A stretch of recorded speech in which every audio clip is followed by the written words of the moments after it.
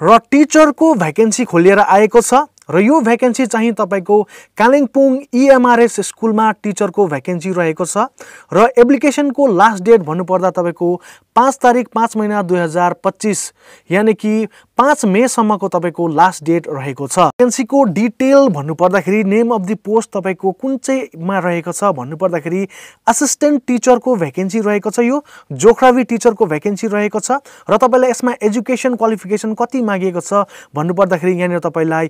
BA honours in geography मागेको छ र यहाँनिर तपाईलाई B.Ed म्यान्डेटरी भनेर भनिएको छ। तपाईकोमा B.Ed हुनै पर्नेछ तब मात्र तपाईले अप्लाई गर्न सक्नुहुनेछ र यहाँनिर तपाईलाई क्याटेगोरी भन्नुपर्दाखेरि यहाँनिर UR यानी कि जनरल रहेको छ क्याटेगोरी र नम्बर अफ द भ्याकेन्सी एउटै मात्रै रहेको छ र method of the selection process के रहनेछ भन्नुपर्दाखेरि यहाँनिर तपाईको सिलेक्सन प्रोसेस चाहिँ तपाईको थ्रु भाइभा रहेको छ र date timing and the venue of the interview shall be inform later भनेर यहाँनिर बताएको छ र तपाईलाई इन्टरभ्यू कहिले हुनेछ तपाईलाई यहाँनिर बताइनेछ र यहाँनिर तपाईलाई स्यालेरी भन्नुपर्दाखेरि यहाँनिर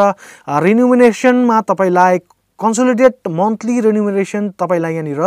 16,000 पर मन्थ तपाईलाई दिइरहेको छ र यसमा तपाईलाई एज लिमिट भन्नुपर्दाखेरि 18 वर्षदेखि लिएर 38 इयर्स सम्म रहेको छ। मिनिमम 18 भने तपाईलाई म्याक्सिमम 38 मात्रै रहेको छ र upper age limit relaxable to candidate belonging to SC ST OBC category as per state government norms भनेर यहाँ बताएको छ। तपाईहरु SC ST क्यान्डिडेटहरु जो पनि हुनुहुन्छ तपाईहरुको लागि यहाँनिर एज रिल्याक्सेसन पनि रहेको छ र एप्लिकेसन फर्म यस प्रकारले रहेको छ। तपाईको आफ्नो नाम यहाँनिर तपाईले फिल अप गरेर तपाईको आफ्नो पर्मनेन्ट एड्रेस यहाँनिर फिल अप गरिकन तपाईको यहाँनिर क्वालिफिकेसन डिटेल्स फिल अप गर्नुपर्ने छ। त्यसपश्चात तपाईले कालिम्पोङको तपाईको सब डिभिजनल अफिसमा गएर सदर कालिम्पोङ सदरमा गएर तपाईले यहाँनिर सबमिट गर्नुपर्ने छ र यो टिचिङ भ्याकेन्सी चाहिँ तपाईको कन्ट्र्याक्चुअल बेसिसमा रहनेछ। एकलव्य मोडल रेसिडेन्शियल स्कुल कालिम्पोङमा यो रहेको छ भने